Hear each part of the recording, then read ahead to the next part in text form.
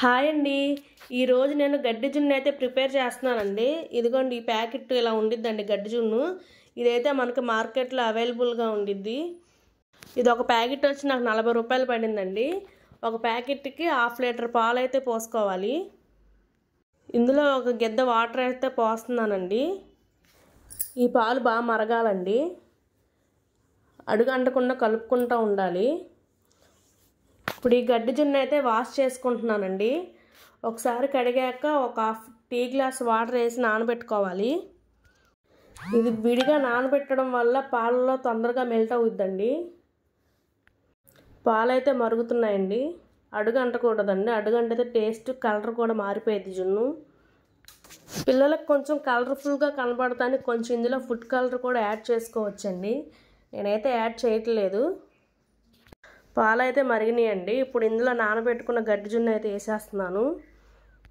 ఇది మనం కొంచెం పెద్ద గిన్నెలో అయితే చేసుకోవాలండి, ఎందుకంటే పెద్ద పొంగిపోతూ ఉండిద్దండి. ఇది వేసిన గడ్డి జున్ను అంతా పాలలో బాగా మెల్ట్ అవ్వాలి. ఇది మొత్తం మెల్ట్ అయిపోయిందండి. ఇప్పుడైతే బెల్లం అయితే వేస్తున్నాను.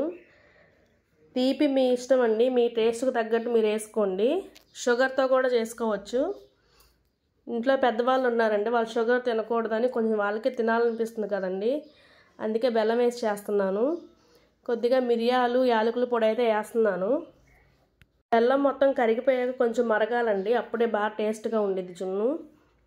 ఇదైతే మరిగిపోయిందండి. ఇప్పుడు పక్కన ప్లేట్కి కొంచెం నెయ్యి అయితే రాస్తున్నాను, అతుక్కోకుండా వస్తుందని. మామూలుగా కూడా వచ్చేసిద్దండి, లైట్గా రాస్తున్నాను.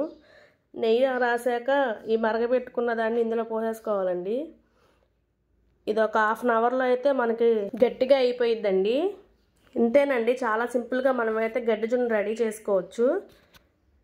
ఇది చల్లారిపోయాక మనకు నచ్చిన షేప్లో అయితే కట్ చేసుకోవాలండి. మీ దగ్గర ఏదైనా షేప్ బౌల్స్ ఉంటే వాటిలో కూడా వేసుకోవచ్చండి, బాగుండిద్ది. నేనైతే కట్ చేసేస్తున్నాను. ఇంతేనండి, చాలా టేస్టీగా ఉండే పిల్లలు పెద్దలు ఇష్టపడే గడ్డి జున్ను అయితే రెడీ అయిపోయిందండి. ఇది ఫ్రిడ్జ్లో పెట్టుకొని చల్లగా తింటే ఇంకా బాగుండిద్దండి.